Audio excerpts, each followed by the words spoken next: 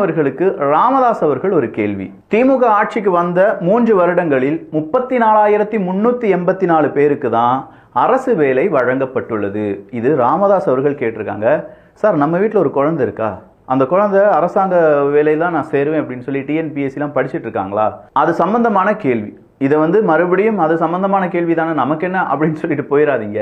நம்ம வீட்டு குழந்தைகளுடைய கனவு வேலை, அரசாங்க வேலை அப்படிங்கிறது அது சம்பந்தமா ஒரு கேள்வியை கேட்டிருக்காரு.